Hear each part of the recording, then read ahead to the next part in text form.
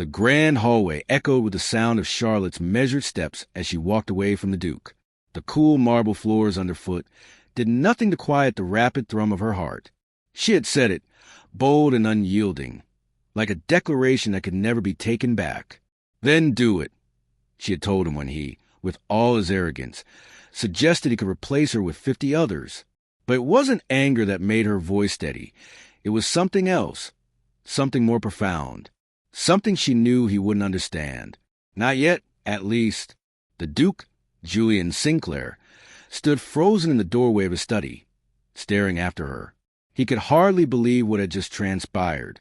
There, in his own home, one of the servants, a mere governess, had just walked away from him with such dignity, such certainty, as if she had never needed his approval at all. And yet, it was her leaving that now made him question everything he knew about control, power, and the way things were meant to be. Behind him, the household erupted into chaos. The children's cries echoed through the halls. The servant exchanged nervous glances, and Margaret, the Dowager Duchess, merely sighed. She had seen the signs long before anyone else. But this was a new level. Julian had made a mistake he would soon realize, though Charlotte's departure would be too late for him to undo. But for now, the Duke stood still, his thoughts churning in a storm of confusion and regret. He didn't move. He didn't even breathe for a long while. It was as though he were trapped in the enormity of what had just happened. She had walked away, as if she had no need of his wealth, his name, or his power, as if she had no care for the position she had once occupied. Suddenly, everything seemed out of place. The cries of the children grew louder, and the sound of footsteps as servant hurried to and fro only added to the whirlwind of chaos in the grand house. But for the Duke, nothing else mattered. Charlotte had left, and that realization sat like a heavy stone in his chest. It all started so simply, so formally. The Duke had needed a governess for his children, and Charlotte Winters had come highly recommended. She was a woman of qualifications, more than enough for the position. The job had been offered with all the cold precision of a business transaction. A contract was signed, and her duties were clear. Care for the children, provide them with an education, and make sure they behave in a way befitting of their social standing. Julian Sinclair, the Duke of Ashford, was a man ruled by duty, not sentiment. He had lost his wife years ago, and the grief had frozen him. He had no interest in forming any attachments, especially not with governess. Charlotte was a necessary part of his life, a woman who would provide the children with what they needed, but no more. His expectations were set, nothing personal. She would be in and out of his life, and that would be the end of it. Charlotte, for her part, had no intention of being anything other than professional. She wasn't here for courtship, romance, or the empty promises of a duke. She had her own reasons for accepting the position, reasons she didn't share with anyone. Her education, her life before Ashford Manor, had been one of independence. She was not like other women of her time. Her past was a secret, a quiet, unspoken truth that she would never reveal. When Charlotte first stepped into Ashford Manor, she had been met with nothing more than formal greetings and polite indifference. The Duke had shown no interest in her beyond the brief interviews, and the children were distant, silent in their grief. But it was clear from the very beginning, she was different. The children, who had been withdrawn, isolated by their mother's death and their father's coldness, slowly began to respond to her.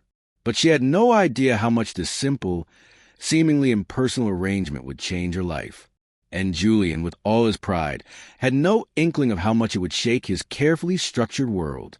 The Duke watched from the doorway of his study, still frozen, still uncertain. Neither of them had realized at the time, but what had started as a simple arrangement, a formal hiring of a governess, would indeed change everything. Neither Charlotte nor the Duke had any idea that the trap was already set, and that, in the end, it would be he, not she, who would be trapped by it. In the first week, Charlotte could see the silence that hung heavily over the children. They were well-behaved, perhaps too well-behaved, as though their innocence had been meticulously suppressed in a house filled with grief and duty. Emma, the younger of the two, barely spoke, and James, always serious, seemed distant and lost in his thoughts. Charlotte knew this was not how children should be. She watched them, her heart aching for them, realizing they had been conditioned to behave as miniature adults, their natural exuberance long forgotten. Charlotte's first step was simple. Let them be children again. By the second week, she had begun to introduce play. Games that made them laugh, toys that allowed them to be messy, and stories that sparked their imaginations. It wasn't much, but it was enough to break through the walls of silence. The Duke, however, did not approve. When he found his children's clothes covered in paint after a day of creative play, he had frowned deeply, a look of distaste crossing his features. "What are you teaching them, Miss Winters?" he had asked, his voice colder than usual. "This disorder, this chaos, it's unseemly for children of their status." Charlotte stood her ground. "Children should be children, Your Grace," she said firmly. "They should not be forced to live under the weight of expectations they are too young to carry." This small rebellion against his authority left the Duke silent for a moment, but the tension between them was clear.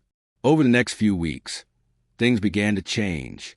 The children's personalities slowly began to emerge.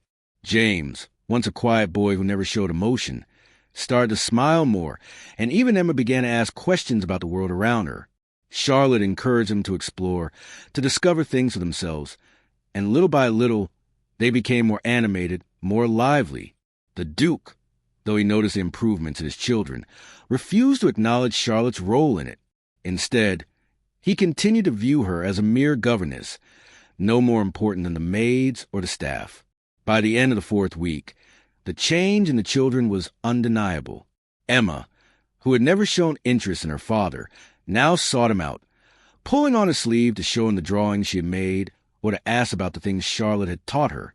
James, too, began to show signs of affection he had never expressed before, eagerly telling his father about the books Charlotte had read to them.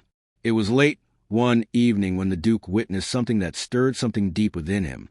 The house was quiet, and the children were asleep, but Emma had awoken from a nightmare. Charlotte had gone to her room to comfort her, reading a story to calm her down. The Duke stood in the hallway, watching her without her knowledge.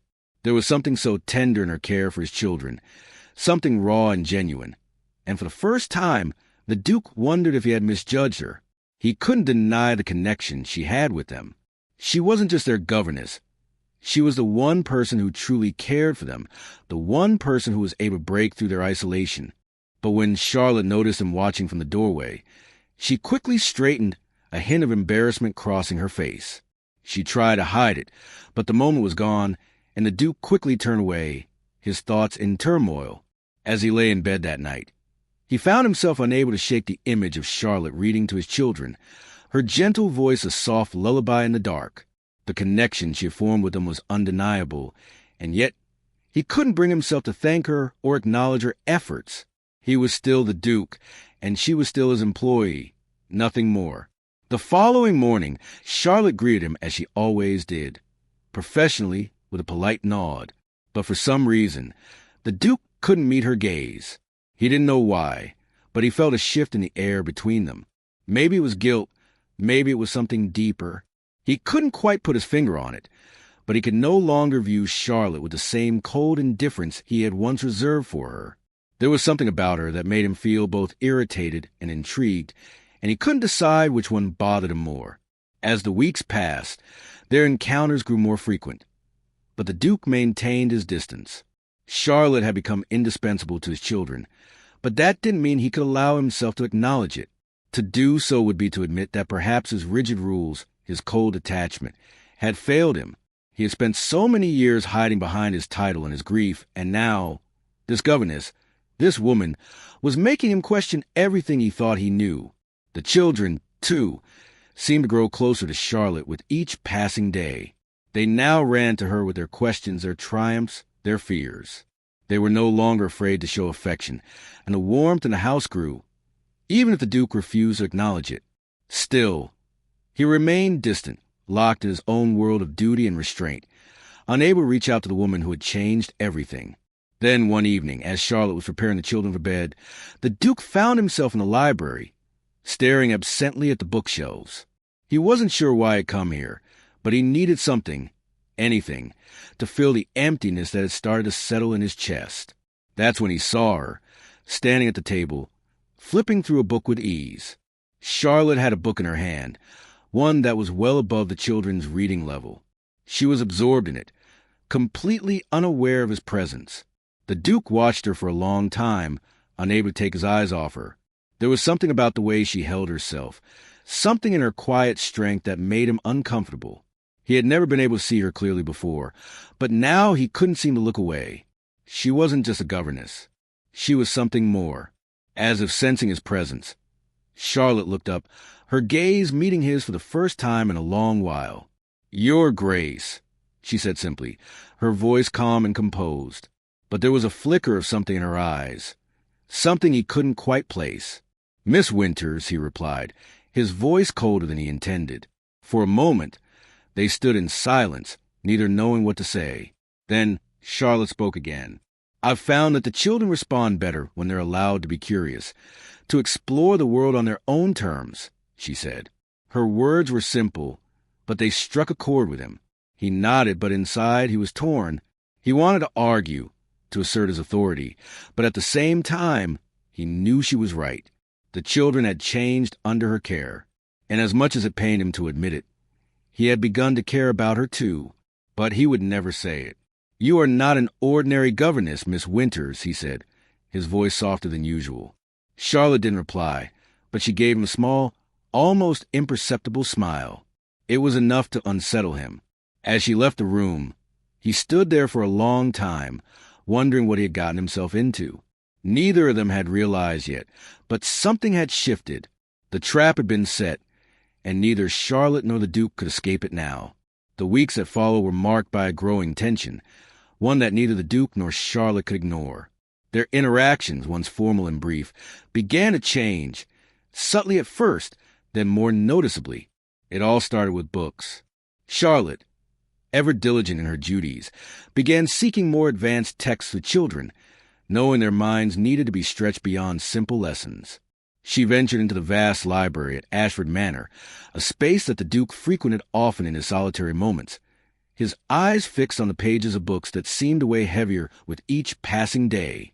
It was there, in the quiet, dusty corners of the room, where Charlotte first saw him, alone, glass of whiskey in hand, his gaze lost in the portrait of his late wife hanging above the fireplace. The Duke, for all his stoic nature, had a complexity about him that Charlotte could not ignore. She had heard whispers from the servants about the Duke's grief, about the wife who had died too young, leaving him alone with his children and a house filled with silence. It was a grief that had seeped into every inch of the mansion, into every conversation, into every glance. But Charlotte, who had spent so much of her life hiding her own past, could not help but wonder what lay behind his cold exterior. As the days passed, Charlotte found herself seeking the library more often, not just for the children's education, but to escape the confines of her own life at Ashford Manor, to think, to breathe. And it was there, in that quiet sanctuary of knowledge, that her encounters with the Duke grew more frequent. One evening, as she was leafing through a book on philosophy, she heard the soft scrape of his boots on the floor behind her. She turned, and their eyes met for a brief moment, the tension between them palpable. "I didn't expect to find you here, Miss Winters," the Duke said, his voice as formal as ever. But there was something else in it, a curiosity that hadn't been there before. "I could say the same to you, Your Grace," Charlotte replied, her tone cool but with an edge of something deeper, something both intellectual and personal. "I suppose we both seek solace in books," she added, offering him a small smile. The Duke looked at her for a long moment, then nodded, his gaze softening. "I've always found books to be a refuge," he said, stepping closer.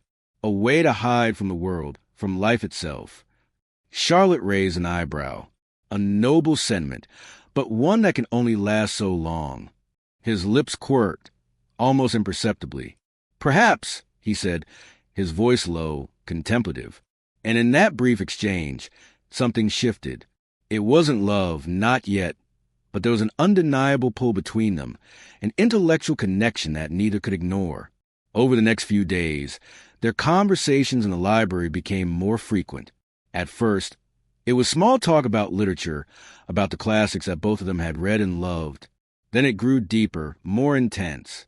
Charlotte found herself discussing politics, philosophy, even the state of education in England, topics she had never expected to find common ground with the Duke on. But somehow they did. They debated, argued, and shared their thoughts with a passion neither of them had known they were capable of. The Duke, ever the aristocrat, was surprised by how easily Charlotte matched him, how she not only kept up with him but at times bested him in their debates.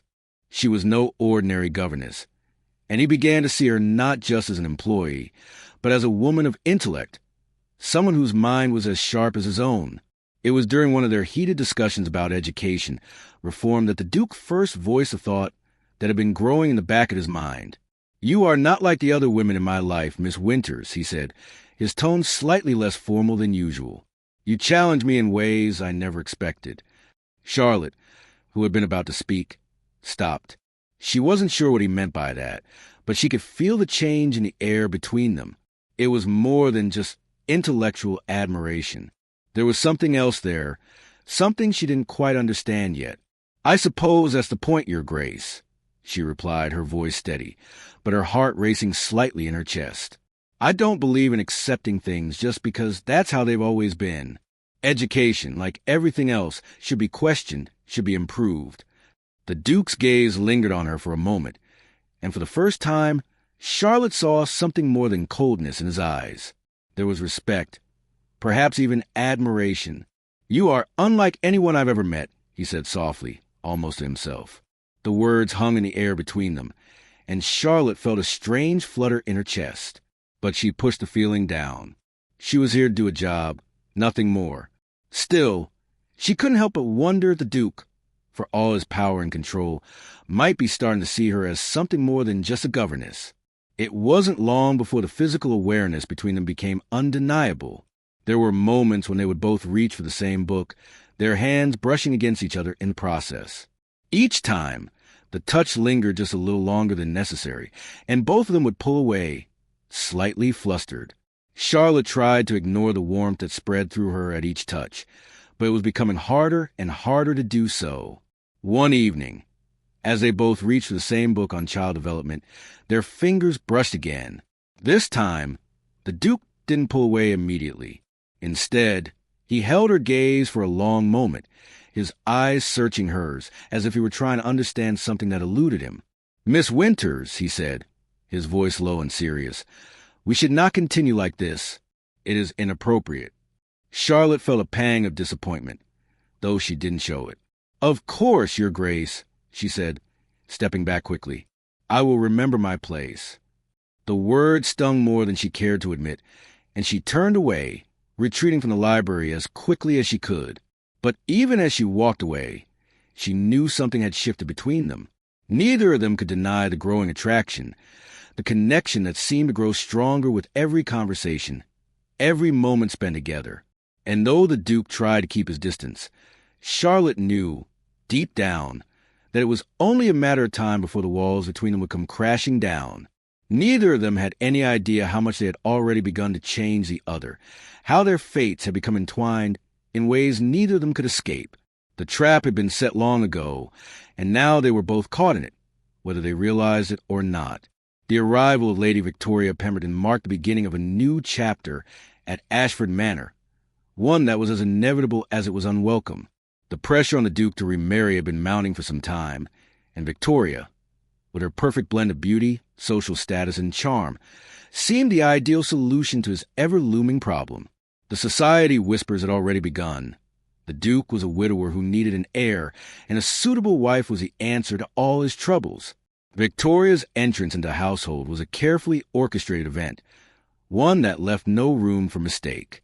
She was the epitome of what society expected, beautiful, poised, and utterly unapproachable. Her reputation preceded her, and she was everything the Duke was supposed to want. At first, Julian had been reserved, as he always was, but there was something about Victoria that he couldn't help but admire.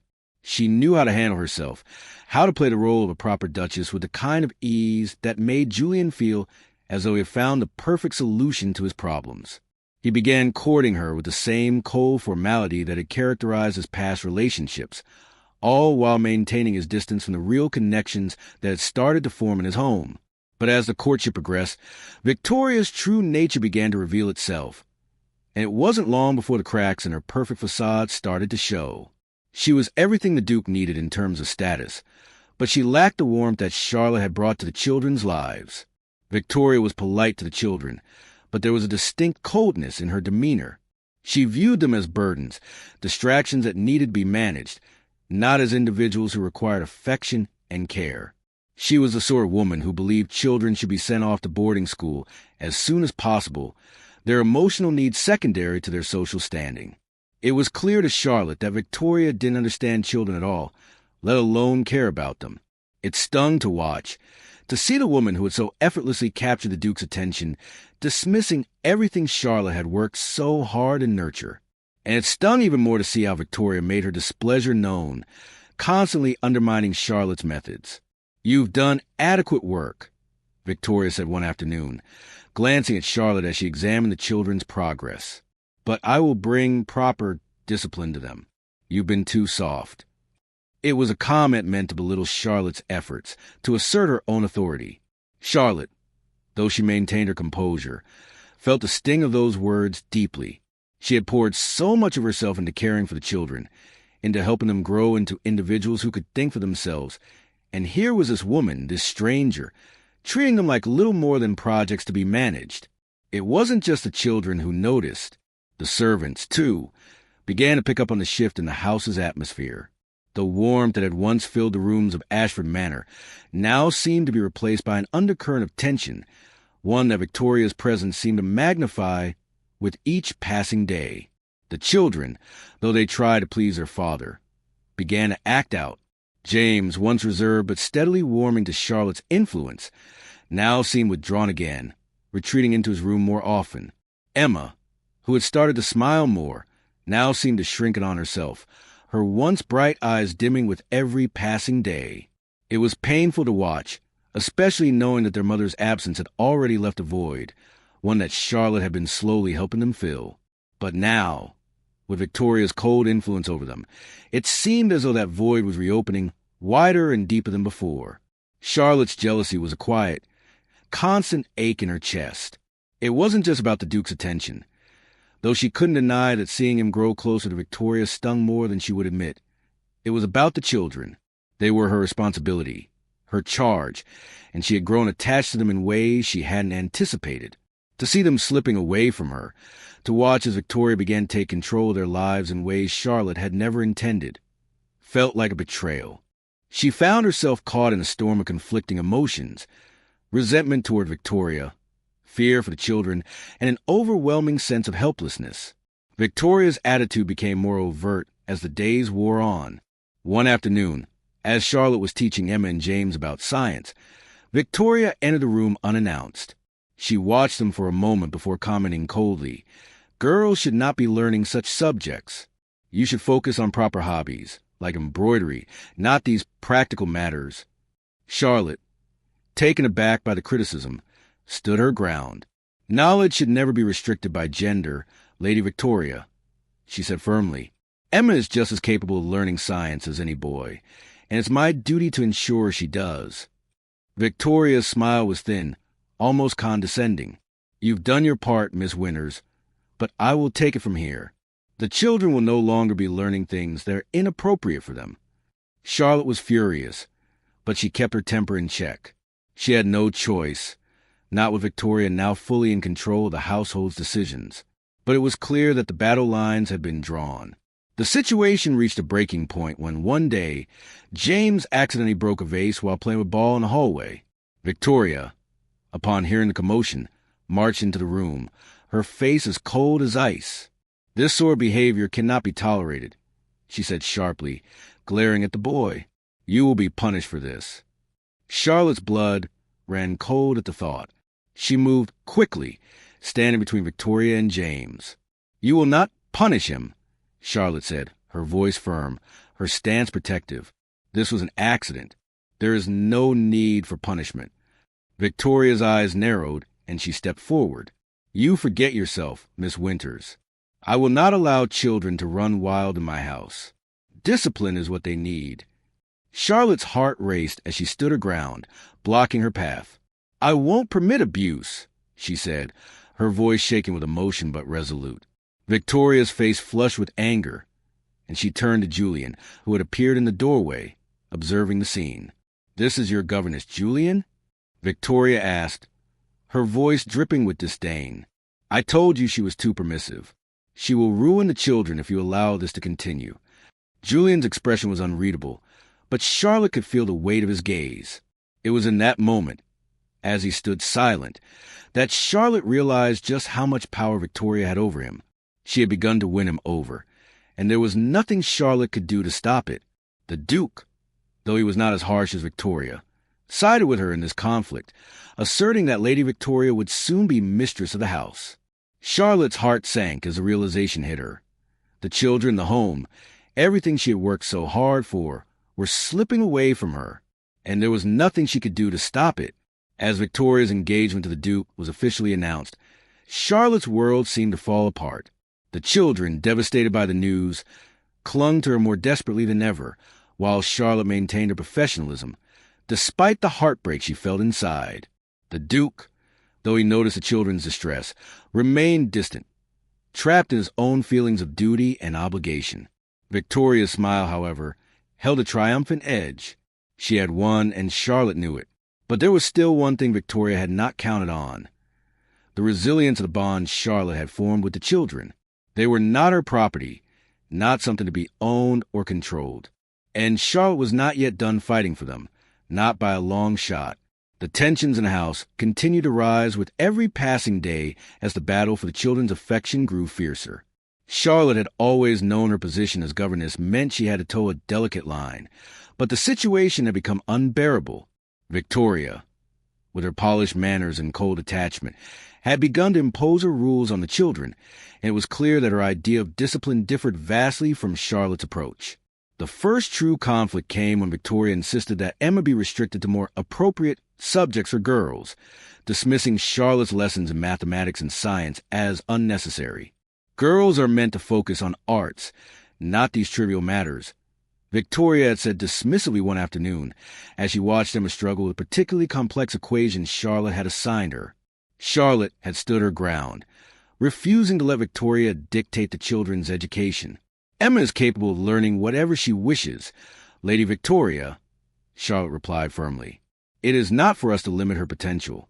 The Duke, though present, had remained silent, his gaze flickering between the two women. He had not yet fully embraced Victoria's influence, but he had also not offered Charlotte any support. "It is Victoria's household now, Miss Winters," he had said, his voice cold and detached. "Perhaps you should respect her wishes." Charlotte's heart sank. The words, though mild, signaled a shift in the power dynamics of the house. Charlotte's place had always been that of a respected employee, but now, it seemed, she was being subtly pushed aside, her opinions less valued. The second conflict came soon after, when James, ever the sensitive child, accidentally broke a valuable vase while playing with his sister. Victoria, ever the disciplinarian, demanded harsh punishment for the boy, her voice laced with contempt. "He cannot continue to be so careless," Victoria insisted, her face flushed with anger. "He must learn the consequences of his actions." Charlotte was horrified at the suggestion, and without thinking, she intervened. "Lady Victoria," Charlotte said, standing between the child and the enraged woman. "This was an accident, and James should not be punished for something that was not his fault." Her words were defiant, and the room went still. Victoria's eyes narrowed, her lips pressing into a thin line. "You dare to question me?" she snapped. "I am the mistress of this house, and it is my decision how to handle these matters." Charlotte's pulse quickened, but she remained resolute. "I will not allow you to punish him harshly for an accident. He is just a boy," she said, her voice firm, though her hands trembled slightly. The tension in the room was palpable. James looked up at her, his wide eyes filled with gratitude, but also with fear.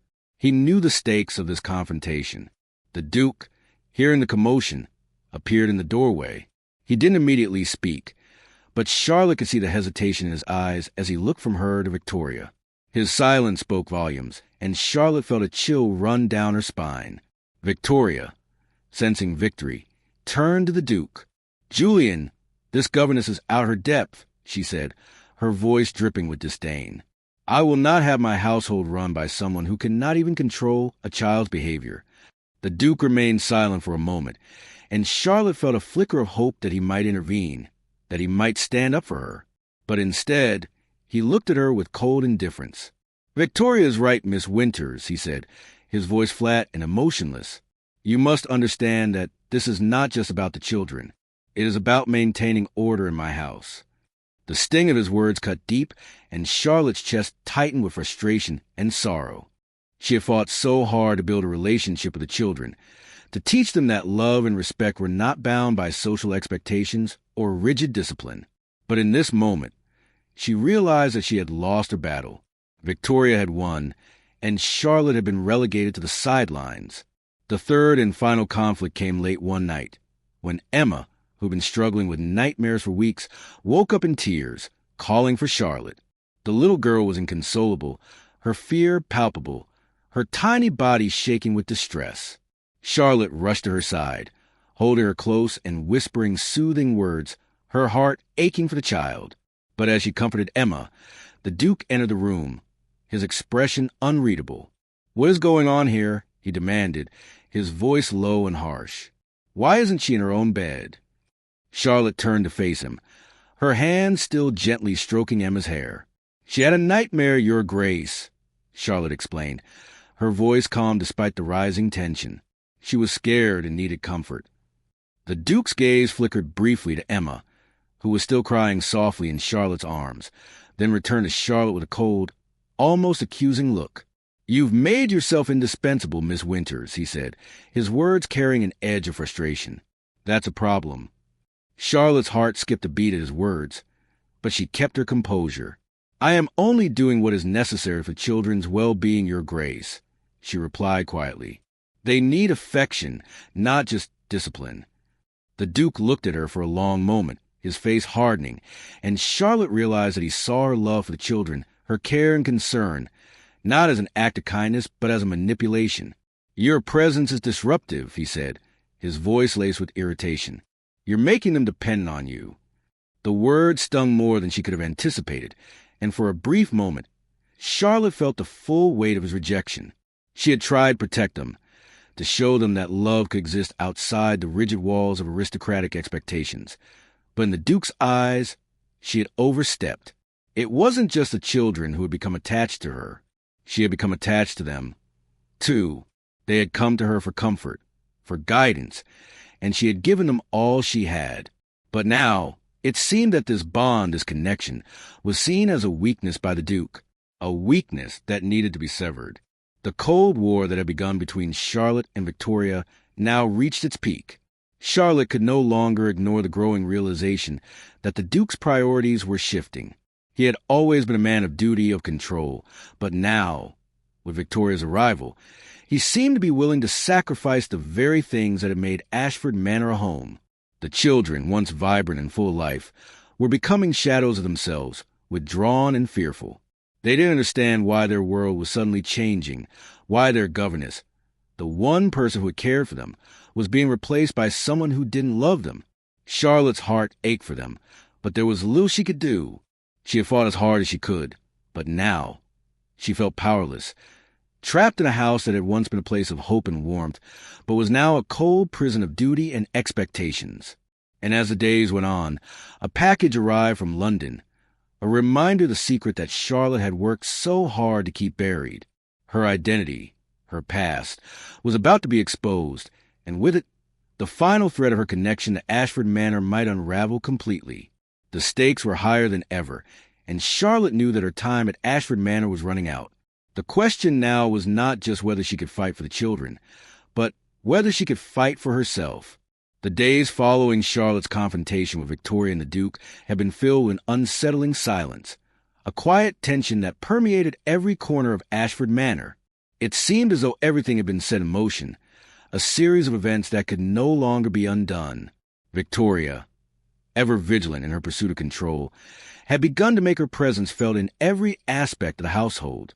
She imposed her own strict rules, not just on the children, but on everything in the house, from the meals to the manner in which the staff carried out their duties. The children, though still seeking comfort from Charlotte, were becoming more withdrawn. They no longer sought her out as they once had, and their bright, curious eyes had been replaced with guarded, distant looks. It was as if the light in their lives had been dimmed, replaced by a coldness that seemed to spread throughout Ashford Manor. The Duke, too, had retreated into his usual silence, maintaining his distance from Charlotte, his gaze colder than ever. It was as if he had turned his back on her completely, preferring to bury himself in his duties and the growing presence of Lady Victoria.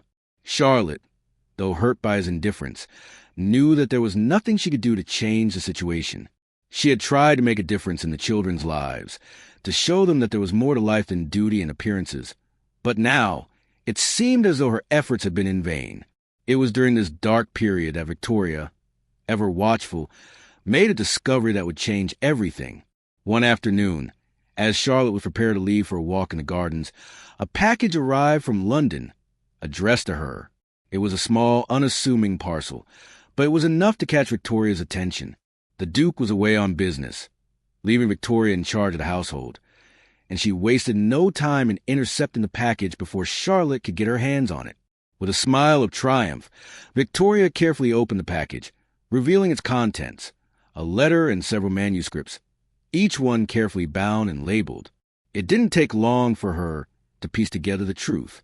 The letters were from a publisher in London, and the manuscripts were copies of Charlotte's novels, works that had been published under the pseudonym C.W. Sterling.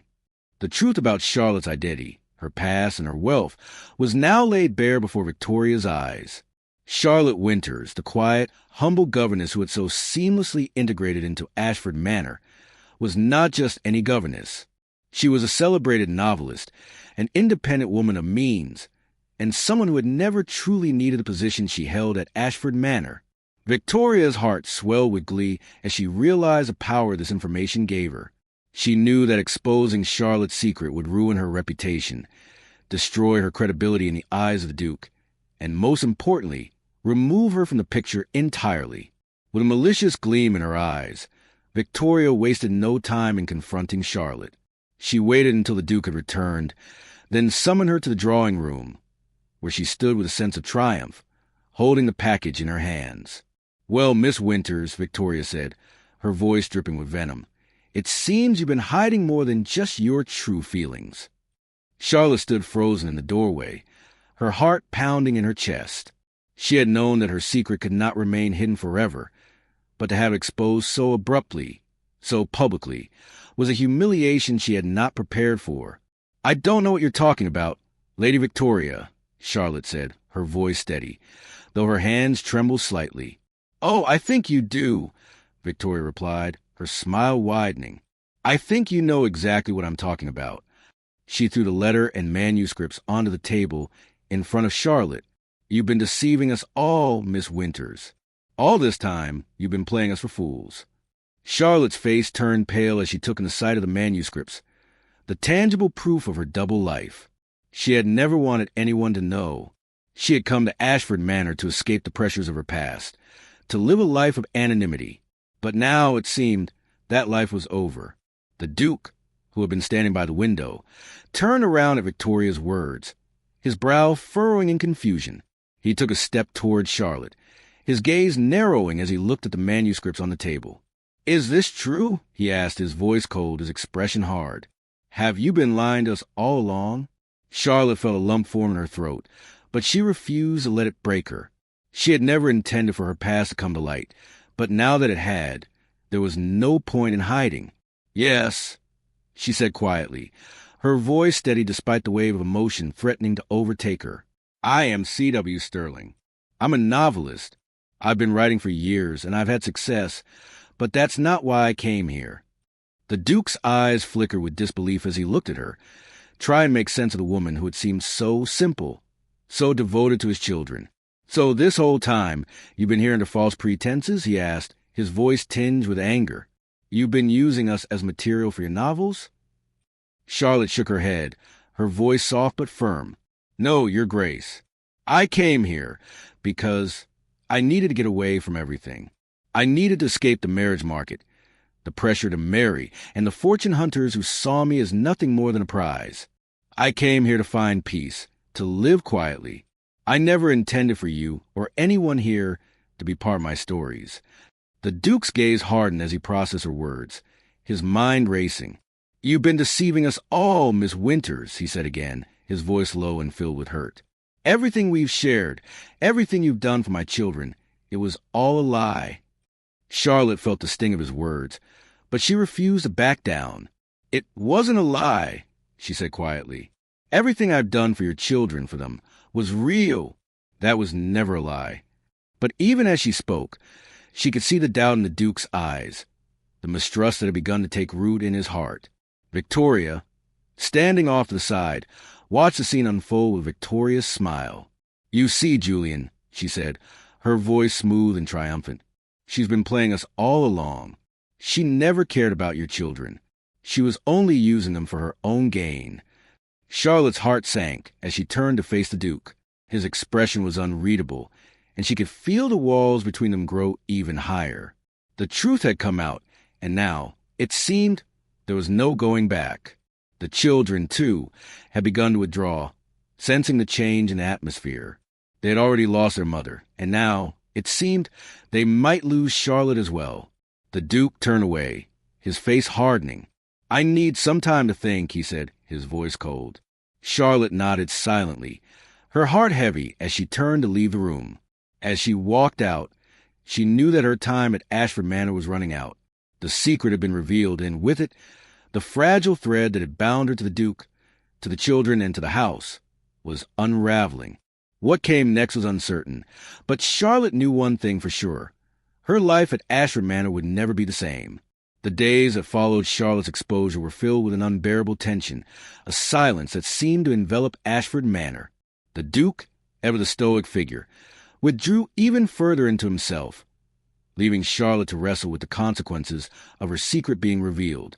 She had hoped, even after the harsh confrontation with Victoria, that perhaps Julian would see reason, that he would understand that her intentions had never been to deceive him or anyone else. But his cold demeanor made it clear that he saw her revelations as nothing more than a betrayal. The house felt colder, emptier in the wake of her disclosure, and though the children still looked to her, their eyes filled with confusion and hurt, Charlotte could feel the widening gap between herself and the life she had built within these walls. Victoria, of course, wasted no time in capitalizing on Charlotte's fall from grace. She had already made it clear that she wanted Charlotte gone, her presence in the house a constant reminder of the cracks in facade of perfection that Victoria was so desperate to maintain. The Duchess had made no secret of her opinion, making it clear to the staff and even to the children that Charlotte's role in the household was no longer tenable. She's not even a governess, Victoria would say, her voice laced with disdain. She's an impostor, someone who has deceived us all. We cannot have such a woman in this house. It was a sentiment that, for all of her emotional turmoil, Charlotte could not ignore. She had tried to ignore Victoria's taunts, her attempt to undermine her, but the constant barrage of insults wore at her, leaving her feeling small, insignificant in a house that had once felt like a place of refuge. And then one fateful afternoon, the breaking point came. The Duke summoned her to his study, his expression unreadable, his posture stiff and formal. Charlotte knew, as soon as she saw his face, that this was the moment she had been dreading, the moment when her time at Ashford Manor would come to an end. She had been expecting it, of course, ever since the truth about her identity had been revealed, but somehow, knowing it was coming didn't make it any easier. Miss Winters, the Duke said, his voice cold, lacking the warmth that had once been there, your services are no longer required. The words were simple, efficient, but they hit Charlotte with the force of a blow. She swallowed, forcing herself to remain calm, to maintain the composure that had always been her shield. May I ask why? She replied, her voice steady despite the tightness in her chest. You have overstepped every boundary, the Duke said, his eyes dark with a mixture of frustration and anger. You have made yourself indispensable to my children, and that is a problem. You blurred the lines between governess and something else. The word stung more than she had expected, a painful reminder of how deeply her bond with the children had been misunderstood, how it had been twisted into something that was no longer innocent in the eyes of the Duke. I've only done what was necessary for their well-being, Charlotte said, her voice barely above a whisper. "I've cared for them, taught them, given them the love and attention they needed. Isn't that what a governess is supposed to do?" The Duke's jaw tightened as he looked away, unable to meet her eyes. "You are a governess, Miss Winters," he said, his voice barely controlled. "Nothing more. I can hire 50 women like you by tomorrow morning." The words were cutting, and though they were meant to drive her submission, they only fueled her defiance.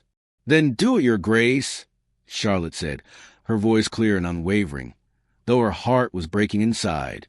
"If I am so easily replaced, then I will leave." The Duke's expression faltered for a moment, but he quickly masked it with an air of indifference. "You are dismissed, Miss Winters." Charlotte didn't wait for him to say anything more. She turned on her heel, walking toward the door, each step feeling like a weight pressing down on her chest. She had given so much of herself to this house, to the children, and yet it had all come to this. Dismissed, discarded like a piece of furniture no longer needed. As she walked down the hallway, she could hear the faint sounds of the children's cries echoing behind her, but she didn't stop. She couldn't. She had given them everything she had, but now there was nothing left to give. She had to go. She had to leave, even if it meant breaking her own heart. The children had already started to gather around her, their small hands reaching out to her as they clung to her legs, their faces tear-streaked and desperate. "Please don't leave, Miss Winters," Emma sobbed, her voice filled with fear. "Don't go." James, usually so reserved, had tears in his eyes too, his hand clutching Charlotte's as though it was the only thing that kept him anchored in the world. "You can't go," he whispered, his voice barely audible. Charlotte's heart shattered at the sight of them, at the pain she saw in their eyes, the devastation she had caused them by simply trying to do what was right. "I have to," she said softly, kneeling down to their level. "You'll be all right. You have your father, and you have Lady Victoria now. She'll take care of you." But even as she said the words, she knew they were hollow. Lady Victoria would never love them the way she did, never care for them the way they needed to be cared for. They would be left with the cold embrace of a woman who saw them only as obstacles to her own ambitions. Charlotte kissed them both on the forehead, standing up to leave, but not before one last glance at the Duke, who was standing in the doorway, watching her with a mixture of frustration and regret. He didn't stop her. He didn't say a word. Charlotte could see the conflict in his eyes, but it was too late. The damage had been done. She walked out of Ashford Manor that day with nothing but her dignity intact.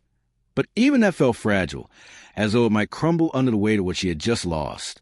Margaret, the Dowager Duchess, watched her go with a sad, knowing look, but said nothing. As Charlotte stepped into the carriage, leaving Ashford Manor behind, she couldn't shake the feeling that everything she had done, everything she had given, had been for nothing. The Duke, the children, the life she had so carefully built. Everything was slipping away, and in that moment, Charlotte realized that she wasn't just leaving Ashford Manor. She was leaving behind a part of herself, a part that had believed in the possibility of something more, something real. But now, all she could do was look forward and hope that, someday, she might find a way to heal the broken pieces of her heart.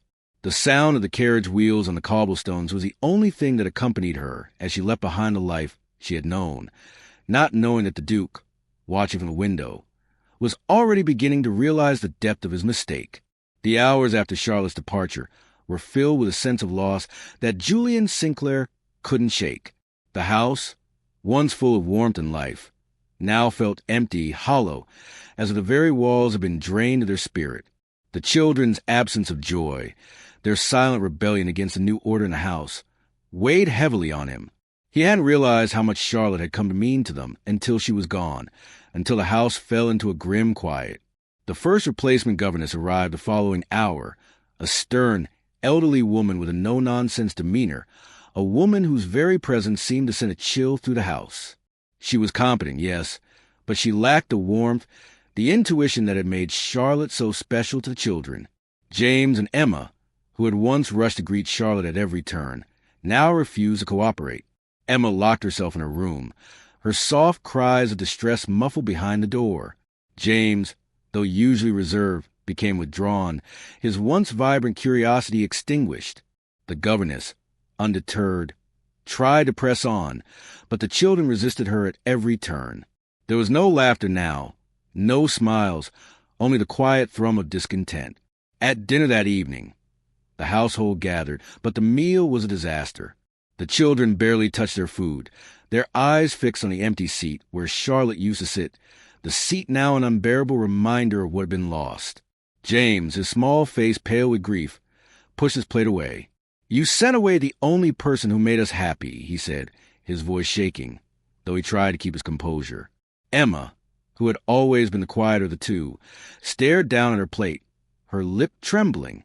"Mama wouldn't have liked Miss Charlotte either," she said, her voice small and filled with sadness. "Mama didn't like anyone who made us happy." The words cut deeper than Julian was prepared to admit. His late wife's absence had always been a wound, a scar that never fully healed. He had buried himself in duty, in the responsibilities of being a father, in the coldness of his grief, but now, with his children's words, he felt that weight heavier than ever. He had not seen it, had not understood the full extent of how much Charlotte had brought them back to life. His mind, still clouded with his pride and his refusal to acknowledge the growing bond between Charlotte and his children, was only now beginning to clear. The Duke's thoughts were interrupted by a moment of realization. He glanced at the children again, their downcast eyes, their strained silence. His breath caught in his chest as the weight of their grief hit him with full force. It wasn't just that Charlotte had been a governess. She had been the glue that held his family together in ways he had not even recognized until it was too late. His mind drifted back to his late wife, to the woman who had been cold and distant, more concerned with appearances and societal expectations than with the happiness of her own children. The truth, one that he had buried deep within him for years, surfaced with painful clarity. His marriage, far from the perfect union he had once believed it to be, had been a series of compromises, an arrangement based more on duty than on love. His wife had never cared for the children the way Charlotte had. She had been focused on herself, on maintaining her status, on appearances. She had never been a mother in the truest sense of the word. He had not been a father, either, not in the way his children needed. He had allowed his grief to consume him, shutting out the world. And in doing so, he had unknowingly pushed his children into the same darkness that had overtaken him. Charlotte had been their light, their source of warmth, the one person who had made them feel seen and heard. But it let his pride, his cold adherence to duty, keep him from acknowledging her value, from recognizing the change she had brought about in his children. Now it was too late. The next morning, the second governess arrived, a young woman with a flirtatious smile and a lack of competence. She was more interested in catching the Duke's eye than in actually doing her job. She was quickly dismissed when it became apparent that she was more of a distraction than a help to the children. Julian could barely focus on her as he watched the children's misery grow with each passing day. The house felt suffocating, the laughter of the children now replaced by their restless silence. The third governess, a competent but cold woman, was no better. She insisted on strict academic routines, enforcing rigid discipline, but the children's spirits, once so eager to learn and grow, now withered under the weight of her unyielding rules. The bond Charlotte had formed with them, the way she had nurtured their curiosity, had evaporated, leaving only frustration and loneliness in its place. Julian's sleepless nights became more frequent as he found himself haunted by the image of Charlotte, the way she had read to the children, the way she had taught them not only academics, but the importance of joy, play, and love. He found himself walking the halls of Ashford Manor in a daze, wondering where it had all gone wrong. He would often find himself in the library, surrounded by the books Charlotte had once read to the children, and he would sit there, lost in thought, unable to shake the memory of her. One evening, after the children had gone to bed, Julian wandered into the library, as if seeking solace in the books that had once brought him comfort. But it was the books Charlotte had used to teach the children that caught his attention. He pulled one from the shelf, a book on progressive education, and flipped through it. Her handwriting, her notes in the margins, struck him with unexpected force. The lessons she had planned for them, the way she had carefully designed their education to be both challenging and engaging, it was genius. It was clear that Charlotte had known far more about teaching and caring for children than he ever had. It wasn't just the lessons that struck him. It was the care she had put into them, the thoughtfulness and love that had gone into everything she did. His breath caught as he flipped through the pages, realizing just how much he had underestimated her. The truth was painful. He had been blind, and in his blindness, he had lost her. He couldn't undo the damage, couldn't reverse the choices he had made, but the regret weighed on him, pressing down on his chest with every passing minute. Meanwhile, in London, Charlotte had begun to rebuild her life. She was free of Ashford Manor, free of the Duke's cold attachment and Victoria's manipulative control. She had returned to her writing, to the life she had once known, and it seemed as though the world was opening up to her in ways it had never done before. She was courted by 3 eligible men, an earl, a wealthy industrialist, and an American diplomat, all eager to win her favor.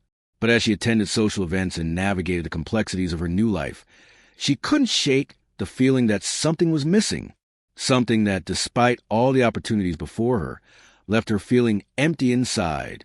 And then came the letters.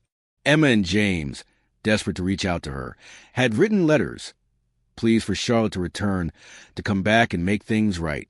James's letter, full of questions about whether the Duke loved her, broke her heart. Emma's plea, asking if Charlotte would ever come back, brought tears to her eyes. She had been their protector, their confidant, and now they were alone, lost in a world that had once been so full of promise. As she read the letters, Charlotte realized something. She didn't need to choose between love and independence. She could have both, but it would require more than just returning to Ashford Manor. It would require Julian to recognize his mistakes, to see her not as a governess, not as a writer, but as someone who could be his equal in every way. It was a realization that filled her with both hope and fear. The road ahead was uncertain, but for the first time, she allowed herself to hope again. The weeks that followed Charlotte's departure were filled with a sense of emptiness that Ashford Manor could not shake. Julian was lost, adrift in a sea of guilt and regret, unable to see clearly what had been so obvious to him too late. He had dismissed Charlotte, assuming that replacing her would be simple, that the children would move on, that life would return to normal. But nothing about his life now felt normal. The house had fallen into a cold silence. The joy that had once filled its halls now gone, replaced by an oppressive atmosphere of sorrow. The first replacement governess arrived, an elderly woman, strict and no-nonsense, her sharp gaze scanning the children as though they were little more than projects to be managed. She tried to impose her will on the children, but they resisted, their hearts not open to her cold discipline. Emma locked herself in her room at the first sign of the governess's sternness, while James withdrew further into himself, his eyes dimming with each passing day. There was no warmth in her approach, no understanding of the children's needs, only rigid structure and relentless rules. The children's distress grew palpable as each day passed, their spirits sinking deeper into the weight of their new reality. By the second week, a new governess was brought in, a young woman, flirtatious and charming, with little interest in the children and much more in catching the Duke's eye. Her presence, though initially seen as a hopeful solution, only exacerbated the problems within the house. She was dismissive of the children, preferred to focus on appearances and flirtations rather than the education or well-being of the young ones under her care. It wasn't long before she was dismissed, and Julian found himself facing yet another failure. The children's rejection of her was swift and certain, but Julian couldn't help but feel the weight of his choices growing heavier. The third governess, a competent woman but devoid of any warmth, came into the house next. She adhered strictly to the academic schedules Julian had hoped for, but the children, already broken by the absence of their former governess, no longer cared. Their minds were closed, their hearts hardened by the loss of someone who had shown them love, care, and the ability to see them for who they truly were. The lessons that once sparked their imaginations now fell flat, the joy of discovery gone. The atmosphere in the house was suffocating, the tension thick in the air as Julian watched his children struggle in silence. The once lively home had become a mausoleum of lost hopes. One evening, as he sat in the library, staring at the books Charlotte had once used to teach the children, a wave of regret washed over him. He had never understood the full extent of Charlotte's impact on their lives until it was too late.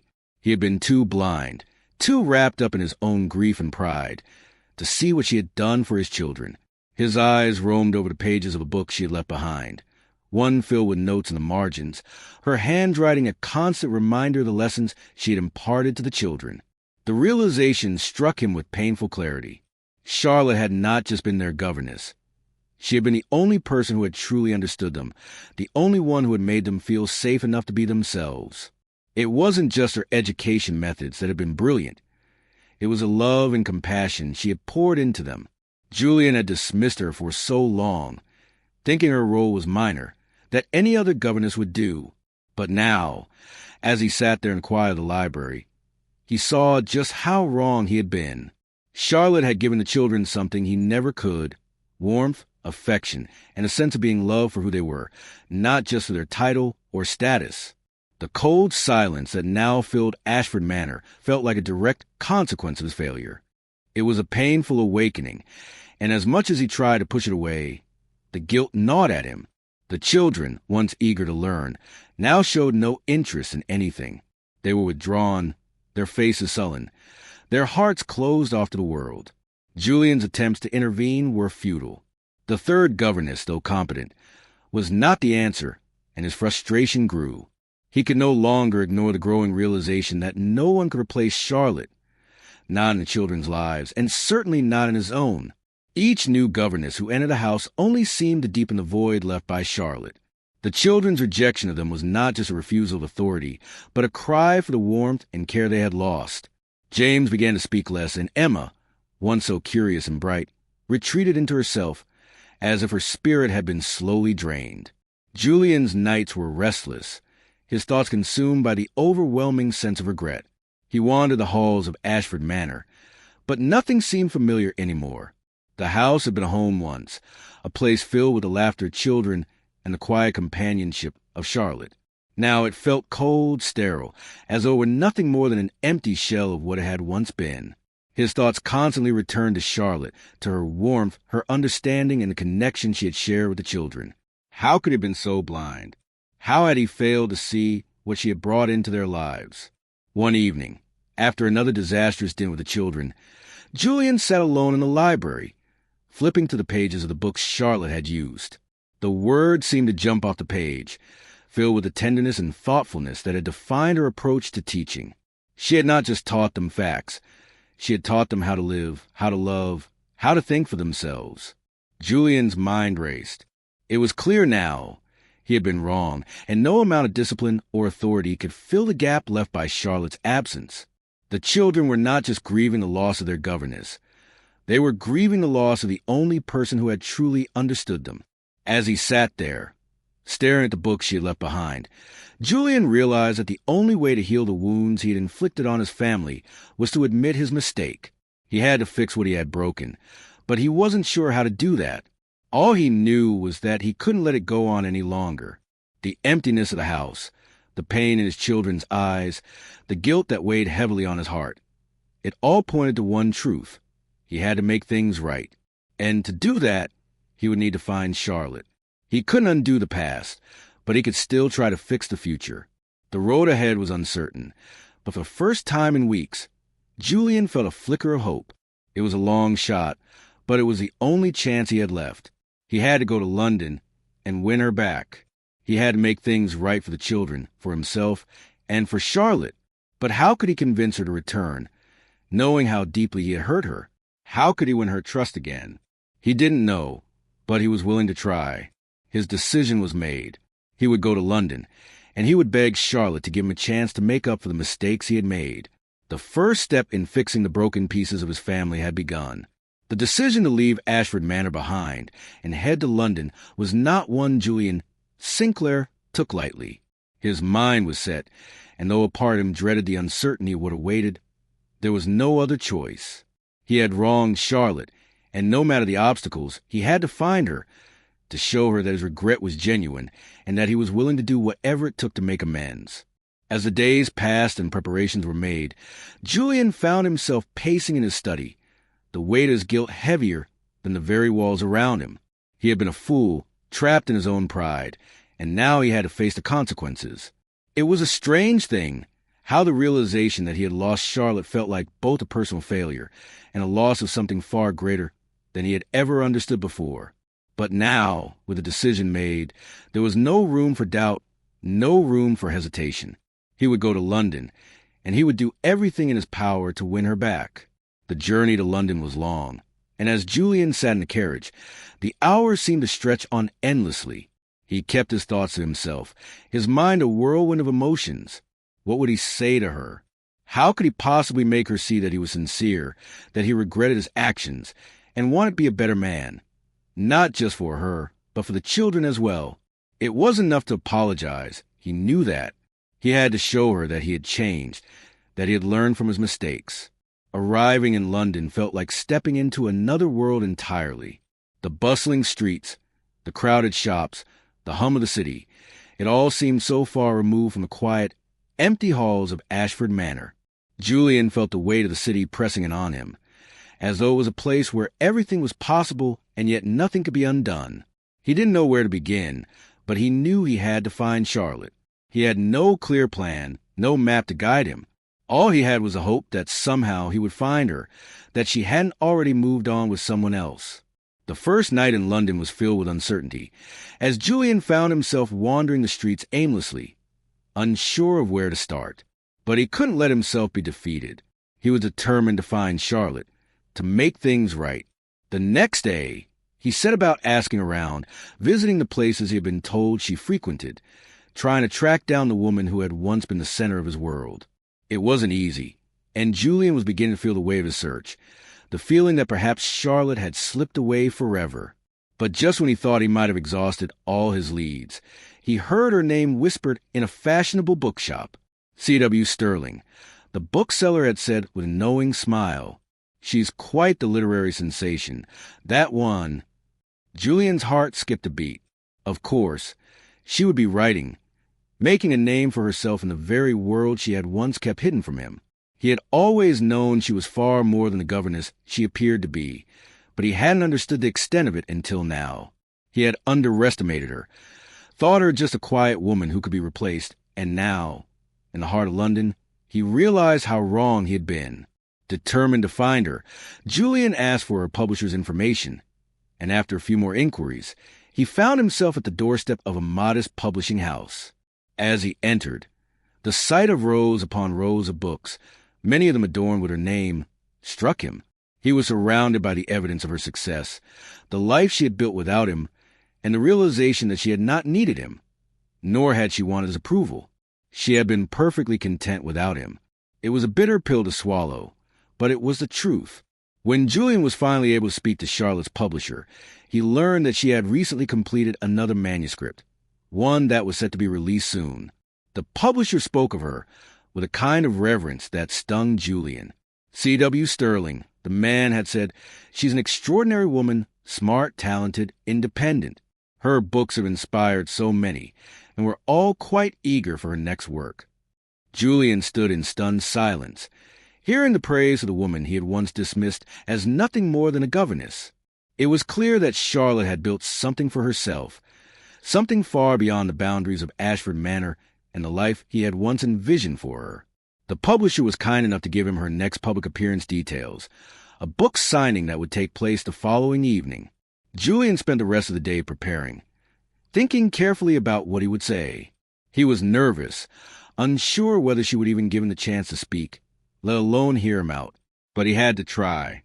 When the evening arrived, Julian made his way to the venue, a small, intimate gathering of her fans, a place where Charlotte's world had collided in a way that felt both surreal and overwhelming. He saw her before she saw him. She was seated at a table, surrounded by a crowd of admirers, her beauty still undeniable, her presence commanding. She was the same woman he had known, yet somehow different, more confident, more at ease in the world she had carved out for herself. Julian stood there for a long moment, watching her as she smiled and signed books, her laughter light and genuine. It was clear that she had moved on, that she was thriving in a world that had once seemed so foreign to him. But even so, he knew he had to try. Steeling himself, Julian approached her table, his heart pounding in his chest.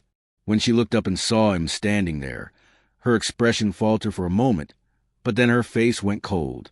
"What are you doing here, Your Grace?" she asked, her tone polite but distant. Julian felt the sting of her words, but he pressed on, determined to make her understand. "I came to apologize," he said, his voice low and sincere. "I was wrong. I see that now. I should never have dismissed you, never have doubted you." Charlotte's eyes softened, but she said nothing, her gaze steady as she waited for him to continue. "I've realized how much you meant to my children, how much you meant to me, and I can't live with the regret of losing you without trying to make it right." There was a long silence, and Julian could feel the weight of the moment pressing down on them both. Charlotte studied him for a long moment, as if weighing his words, searching his eyes for any sign of sincerity. Finally, she spoke. "You're right," she said softly. "You were wrong. But it's not just about you and me. It's about the children. They needed you and you let them down." Her words were a blow, but they were the truth. Julian nodded, taking a deep breath. "I know," he said quietly. "I can never undo the damage I've done, but I am willing to try. I've come to realize that I can't lose you, either of you, again. I'm asking for a second chance, not just for me, but for my children. Will you come back?" The room felt suddenly quiet, the noise of the crowd fading away as Julian waited for her answer. Charlotte looked at him for a long moment, her face unreadable, before she spoke again, her voice barely a whisper. "I need to think about it," she said, her eyes searching his. "I've been on my own for a long time, Julian. I'm not sure I can go back to what we had." Julian nodded, his heart heavy with both hope and fear. "I understand," he said softly. "Take all the time you need."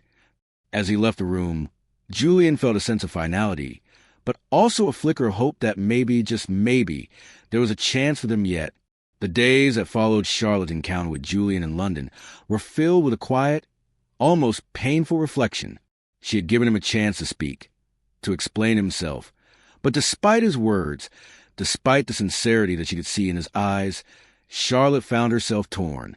The past weeks of being free from Ashford Manor had given her a sense of independence she had never known, and the world she had built for herself as C.W. Sterling felt both fulfilling and empowering.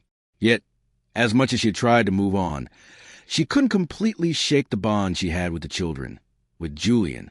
Her heart, though still scarred by his earlier rejection, ached for the children, and in the deepest part of her soul, she still cared for the Duke, despite everything. The dilemma was one she couldn't escape. She had built a life for herself, but she couldn't erase the fact that she had once loved him. The evening before she was to give her answer to Julian, Margaret, the Dowager Duchess, had come to visit her in London. Her presence, though quiet, was a constant reminder of the family Charlotte had once been a part of, and her conversation with Margaret left Charlotte feeling more conflicted than ever. Margaret had been kind to her, offering no judgment, only words of wisdom. "You know, Charlotte, love is not something you can control," Margaret had said, her voice soft but certain. "You can't dictate who you love or how they love you, but you can decide what you're willing to give and what you're willing to forgive." Margaret's words lingered in Charlotte's mind as she prepared to meet Julian the next day. She had told him she needed time, and now that time had come. She had thought she had made peace with her decision. But as she stepped into the small cafe where she had agreed to meet him, Charlotte realized she wasn't as sure as she thought. Julian was already there, waiting for her, his posture stiff but his eyes soft with an emotion that was unmistakable. As she sat down across from him, the silence stretched between them, both of them feeling the weight of what had passed and what was yet to come. It was Julian who broke the silence, his voice low and earnest. "I know I've hurt you, Charlotte," he said, his words trembling slightly. "I know I have no right to ask anything of you, but I need you to know that I'm not the man I was when you left Ashford Manor. I was lost then, consumed by grief and pride, but I see now what really matters. I see what I lost. I see you. I see how much you've given, how much you've sacrificed, and I can't live with the thought of losing you, too." His words were not just an apology but confession, a raw, vulnerable admission that he had finally seen the truth of what Charlotte had meant to him, to his family. Charlotte felt the weight of his words, but she also felt the weight of her own heart. The question was no longer just about forgiveness. It was about whether she could ever trust him again. Could she return to Ashford Manor, to the life she had once known, and risk being hurt again? Could she allow herself to love someone who had so thoroughly rejected her, both professionally and emotionally? As she looked into his eyes, she realized that the man before her was not the same Duke who had once dismissed her so easily. He had changed. She could see it in the way he held himself, in the way his eyes searched hers for the truth. But still, the fear lingered. "I don't know if I can trust you again," Charlotte whispered, her voice barely audible. "You broke me, Julian. You broke my heart." The Duke's eyes darkened with pain, and for a moment, it seemed as though the weight of her words would crush him. But he didn't retreat. He leaned forward, his voice steady, filled with an emotion he had not allowed himself to express before. "I know," he said softly. "I don't deserve your forgiveness, and I can never undo the harm I've caused. But what I can offer is this, a future where I don't just demand your loyalty, but earn it. I'm asking for a second chance, not just as a Duke, but as a man who knows how much you've taught him about love, about life, and about what it truly means to be a family. Please, Charlotte, come back. Not as my governess, not as my employee, but as my partner, as my equal. You taught me how to care for my children, how to open my heart, and now I want to offer you that same love, that same respect. I will wait for you, Charlotte. I will wait for as long as it takes. But I need you to know that I am ready to be the man you deserve." His words hung in the air between them, and for a moment Charlotte couldn't speak.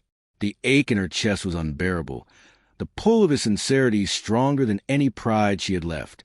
He was asking her to trust him, to risk her heart again, and for the first time since she had left Ashford Manor, she felt the stirrings of hope.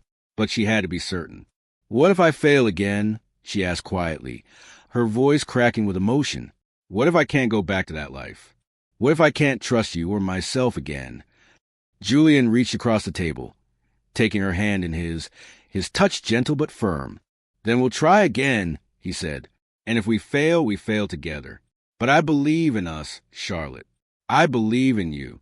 I'm not asking for you to fix me. I'm asking for a chance to build something real with you, to share a life that is full of honesty and love, without the walls we once built between us." His words were simple, but they pierced her heart. She could see the vulnerability in his eyes, the raw honesty in his voice. For the first time, Julian Sinclair wasn't the distant, cold Duke who once rejected her. He was a man, flawed and human, asking for a chance to prove that he could be better. Charlotte's heart raced as she processed his words. She had always known there was something more between them, something that had never fully been realized, but now it seemed as though fate was offering her a second chance to build a life she had once dreamed of. The question wasn't whether she could forgive him. It was whether she was ready to let go of the past and embrace the future. She took a deep breath, her gaze never leaving his. "All right," she said, her voice steady but filled with emotion. "I'll come back. But not just for you. For us. For our family. And for me." Julian's face lit up with a mixture of relief and joy, and in that moment, Charlotte knew that she had made the right choice. It wasn't going to be easy, and there would be challenges ahead, but she was ready to try. And this time, she would make sure that both her heart and her mind were fully open to what was to come. As Julian leaned forward to kiss her, she felt the walls that had once separated them begin to crumble, and for the first time in a long while, she felt the warmth of hope flooding back into her life. 3 days passed after Charlotte's decision to return to Ashford Manor, and during that time, Julian found himself consumed by a mixture of anticipation and uncertainty.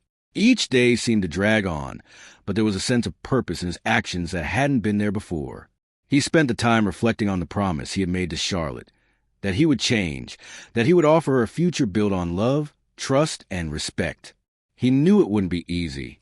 They both had their scars, their doubts, but there was a glimmer of hope that, together, they could rebuild what had once been lost.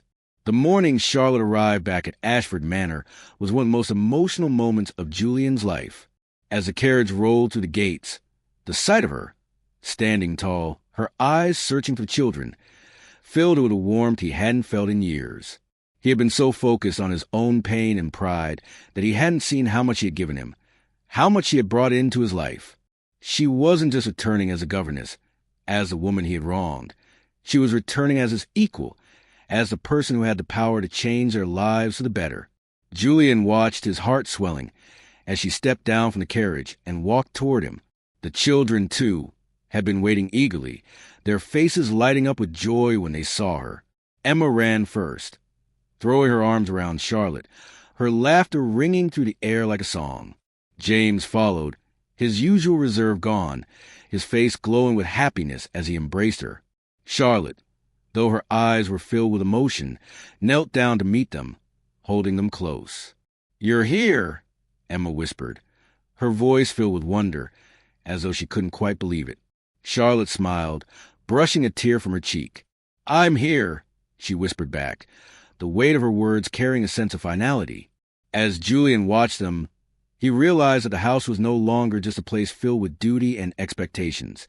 It was a home, one that had been built on love and understanding, one that could survive anything as long as they had each other. The bond between Charlotte and the children, stronger than ever, was the proof of that. Over the next few weeks, things slowly began to change. The house, once filled with tension and sorrow, was now filled with laughter, the sound of children playing, the warmth of a family coming together. Julian, too, began to change. He made a conscious effort to be present for children, to show them the love and support they needed. The lessons Charlotte had taught him, the way she had opened his eyes to the importance of genuine connection, had begun to take root in him. He wasn't perfect, and he knew he never would be, but he was trying, and that was all that mattered. Charlotte, for her part, found herself settling back into the rhythms of life at Ashford Manor, but this time it was different. She wasn't just a governess. She was a partner in this new chapter, one where her voice was heard, her opinions valued. She resumed her writing, but now it was with a sense of freedom she had never felt before. Her novels, published under her real name, became even more successful, earning praise for their depth, their emotional resonance. The marriage between her career and her life with Julian became the perfect balance, a partnership built on mutual respect, shared goals, and the ability to grow together. The children thrived under her care, their personalities blossoming as they embraced the world around them with newfound confidence. Emma excelled in mathematics, breaking the barriers that had once confined her, while James began to write stories of his own, his imagination now free to roam without the constraints of fear. Julian, who had once been a man locked in the prison of his own grief and duty, now saw his children flourishing in ways he had never anticipated. He had been wrong in the past, but he was learning, and that learning, that growth, was the key to the future. Their wedding, a small, intimate affair held in the garden of Ashford Manor, was a symbol of their new life. The ceremony was filled with laughter, joy, and the promise of a future together. One where there were no more walls, no more hiding behind titles and expectations. Charlotte, now married to Julian, found herself at peace with the life she had chosen. The children, with their muddy boots from a nature expedition, burst into the study one afternoon, their joy infectious. Julian, who had once scolded them for their mess, now joined Charlotte in laughter as she called out to him, teasing him for his newfound patience. Their life was imperfect, chaotic, but was real, and that was enough. As the months passed, things only got better. Charlotte's novels continued to gain acclaim, and she dedicated one of her works to Julian, writing, "To Julian, who taught me that pride is not strength, and love is braver than independence." The children flourished, excelling in their studies and hobbies, their creativity unleashed in a way it never had been before. Their lives were filled with love and warmth, and Julian, once a man who had been blind to the needs of his family, now saw the beauty in everything they had built. The final scene in Ashford Manor, though quiet, held a sense of completion. Another governess, a young woman who reminded Charlotte of herself at the beginning, arrived for an interview. As she sat across from Charlotte, Julian couldn't help but smile, the memory of their own journey coming full circle. Charlotte, noticing the young woman's nervousness, turned to Julian with a knowing smile. "She reminds me of someone who once needed a chance," Charlotte said, her voice filled with both nostalgia and hope. Julian nodded, his heart full. "And who walked away from a duke too stupid to appreciate her," he replied, his words filled with a mixture of humor and genuine love. "He learned, though." Charlotte smiled, her eyes soft with affection. "He's still learning," she said, "every day." And so, life at Ashford Manor continued, no longer defined by titles, mistakes, or regrets, but by love, partnership, and the shared understanding that every day was a new chance to learn and grow. As Julian held Charlotte's hand, he knew that they had both come a long way, and that together they had created something irreplaceable, a family built not on the expectations of society, but on the strength of their love for each other. "Do you regret it?" Charlotte asked softly one evening, as they sat by the fire. "The scandal, having a wife who won't obey?" Julian shook his head, a smile tugging at the corners of his lips. "I regret only the months I wasted," he said. Charlotte, her gaze steady, looked at him with a smile of her own. "That's not surrender," she said, her voice filled with quiet strength. "That's partnership."